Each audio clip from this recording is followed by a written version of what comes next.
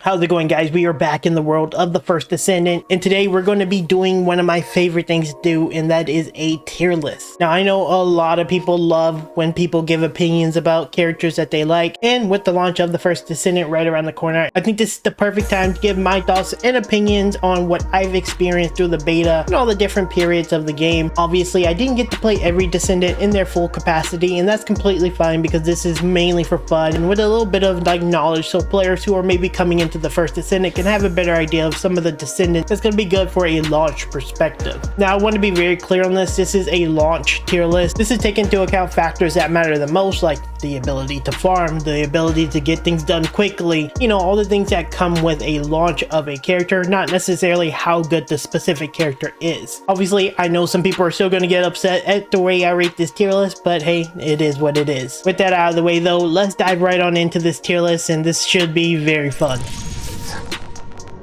Alright, so we are on the tier list. Let's just go from left to right and just give you my thoughts on each individual character.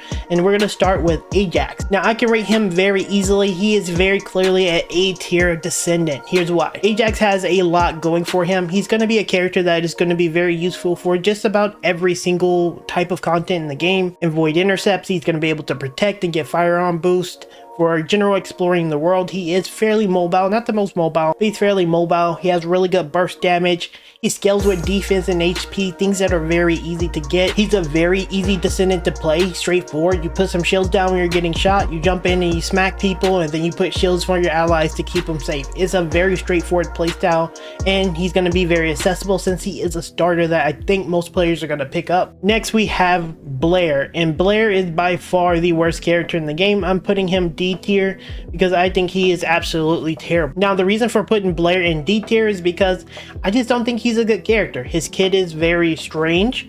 I get he's supposed to be some type of caster firearm hybrid. He scale his crit damage, and you got the stoves on the ground, and it just doesn't feel good to me. On one end, I really like his aesthetic and his design. I really love fire. Fire has been something that's a cornerstone of my channel. Fervor, if you look at my banners and everything, is like a guy with a fire. Fire is like my thing. And to see a fire character that feels, in my opinion, extremely weak, I think he's kind of just bad. I think he's going to be one of the first characters that's going to get a rework, and he definitely is going to need it because Blair is pretty mid to me. Now, next we have Bunny, and Bunny is very clearly an S tier character, by far the best character to start with or to build first, in my opinion, because she does so many things so amazingly. First off, she does have move speed. That's always going to be a valuable feature to have during a launch, because being able to move around means you're going to get things done faster, you're going to get to objectives faster, you're just going to do everything faster. On top of that, her damage actually comes from her movement, which is absolutely busted and insane to me that a character is designed that way. This again makes her a very good character. She can do farming fairly easy because she just runs in a circle and kill everything. She can do void intercepts, not as good as others, but still a very good character at doing it. She's very accessible. You're pretty much handed her at the very beginning of the game, and as a character overall, she's just amazing. Bunny is by far, in my opinion, the best character to pick up early on, and if you can build her, I would highly recommend you actually do so, and she's probably going to be the first character on my channel to be actually built, so yeah. Next we have Fina. Fina is a really cool character. I love her aesthetic. I love the way she looks. I love the green. I love the fact that she's a dot damage dealer. That's really cool, very unique, and I really feel like she's a cool character, but I'm going to be putting her in B for a couple of reasons. That mainly being, I don't think she's better at what she does than other characters. Now, there's not a lot of characters that do damage over time, but she is a character that does damage, and that's kind of the focus of her. She has some decent utility, she has some good damage, and she has some good defense. I think her kit is a good kit, and most importantly, I feel like she shines the best once you have a lot of modules and you really can build her up. I think that's where she shines the best at, and that's kind of why I'm putting her B, because she does take a little bit of building. I think she's good at everything, but not particularly great at anything in my personal experience of playing her. Very cool character, not going to be a character I build specifically early, but really cool.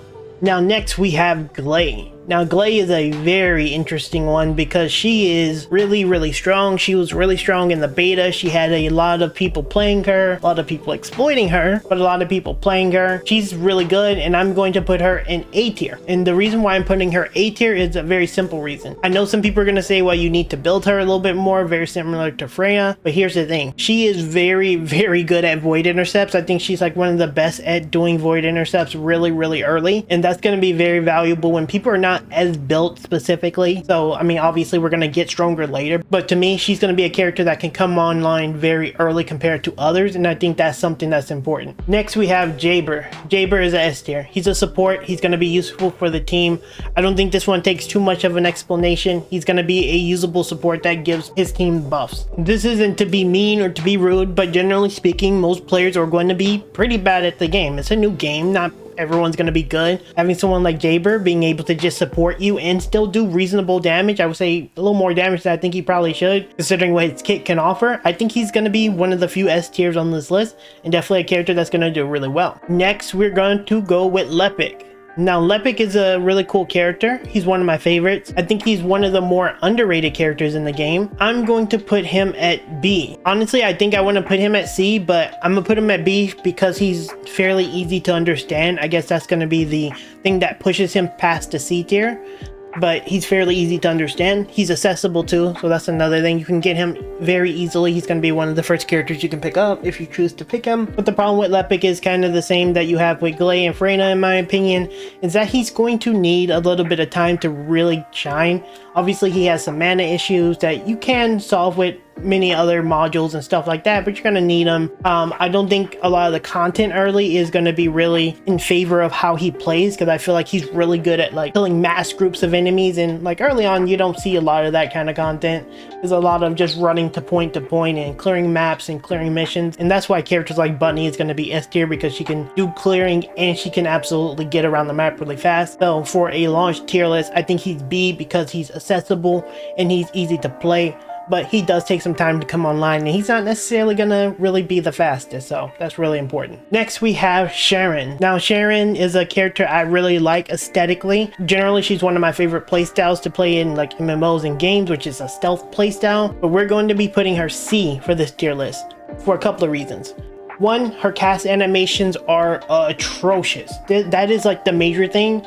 I mean, there's a few other major things, but her cast animations are atrocious. If she had better cast animations and they didn't take so long to wind up, I would put her a little bit higher. She gets extra points for being stealth. When in certain events, she can deal some really decent damage, and once you get like the proper modules on her, she can do like some decent debuffs. But for a launch character, I don't think she's going to be like the go-to best character in the game, and that's why I'm rating her C. Finally, for the last starter Descendant, we have Vyessa, and Vyessa is one of my favorite characters in the game because she has a lot of utility that I don't think a lot of players realize, but she is a very good character, and I'm going to put her A tier. And the reason why I'm putting her A tier is very similar to the reasons why I'm putting Bunny S tier, and that is mobility. She gets Frost Roads, which is a absolutely ungodly ability that gives her move speed, that gives her damage, and that gives her energy. So she is going to be, or energy shield. So she's a very accessible character. You can straight up pick her. She's going to be mobile. You're going to be able to get around the map faster and do a lot of things faster.